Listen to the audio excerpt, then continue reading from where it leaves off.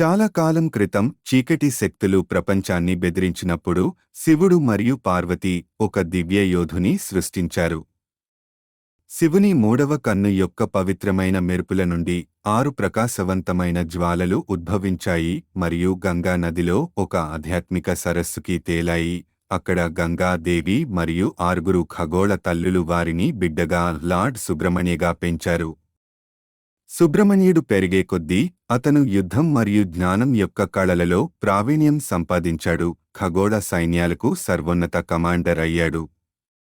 అతని శక్తి, తెలివి, ధర్మం పట్ల భక్తి ప్రతి చర్యలోనూ ప్రకాశించింది. చీకటి రాజ్యాలలో రాక్షసుడు తారకాసురుడు స్వర్గాన్ని మరియు భూమిని భయభ్రాంతులకు గురిచేస్తూ అధికారంలో ఉన్నాడు. అతను శివుని కుమారుడిచే మాత్రమే ఓడిపోగలడు. దేవతలు సుబ్రహ్మణ్య భగవానుని సహాయం కోరేలా చేసిన ప్రవచనం. శివుడు మరియు పార్వతీదేవి ఆశీర్వాదంతో సుబ్రహ్మణ్యుడు తన దివ్యమైన ఈటె, వేల్లి తీసుకుని తారకాసురుడిని నాశనం చేస్తానని ప్రతిజ్ఞ చేశాడు. ఖగోళ సైన్యాన్ని యుద్ధానికి నడిపించాడు. తారకాసురుని రాక్షస సమూహాలతో ఖగోళ సైన్యం తలపడడంతో రణరంగం వణికిపోయింది. బాణాలు మరియు ఈటెలు ఆకాశంలో చారలు మరియు యోధుల గర్జనలతో భూమి కంపించింది. సాటిలేని నైపుణ్యంతో సుబ్రహ్మణ్యుడు రాక్షసుల తర్వాత రాక్షసులను సంహరించాడు.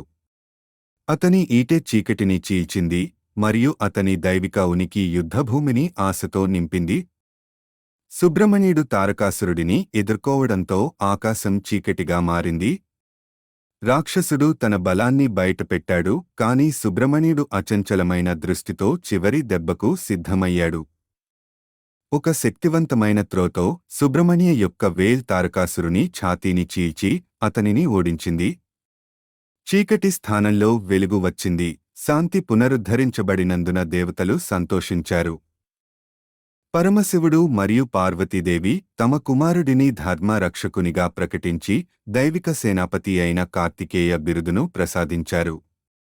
యుగయుగాలుగా భక్తులు సుబ్రహ్మణ్యుడిని లోతైన భక్తితో ఆరాధించారు, ప్రార్థనలు సమర్పించారు, అతని నామాన్ని జపించారు మరియు ధైర్యం మరియు జ్ఞానం కోసం అతని ఆశీర్వాదాలను కోరుతున్నారు. సుబ్రహ్మణ్య వాహనం గంభీరమైన నెమలి అహంపై విజయాన్ని సూచిస్తుంది. తన ఖగోళ పర్వతాన్ని అధిరోహిస్తూ అతను విశ్వం అంతటా జ్ఞానం మరియు రక్షణను వ్యాప్తి చేస్తాడు.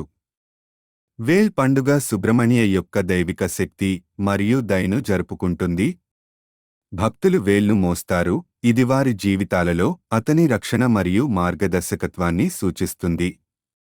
సుబ్రహ్మణ్యుడు తన భక్తులకు బలం, జ్ఞానం మరియు ధైర్యంతో ఆశీర్వదిస్తాడు, చీకటిపై ధర్మం ప్రబలంగా ఉండేలా చూస్తాడు.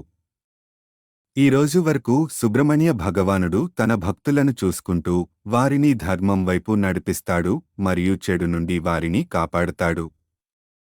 సుబ్రహ్మణ్య భగవానుడు కేవలం యోధుడు మాత్రమే కాదు, జ్ఞానం, భక్తి మరియు రక్షణకు ప్రతీక. అతని కథ ప్రపంచవ్యాప్తంగా మిలియన్ల మందికి స్ఫూర్తినిస్తూనే ఉంది.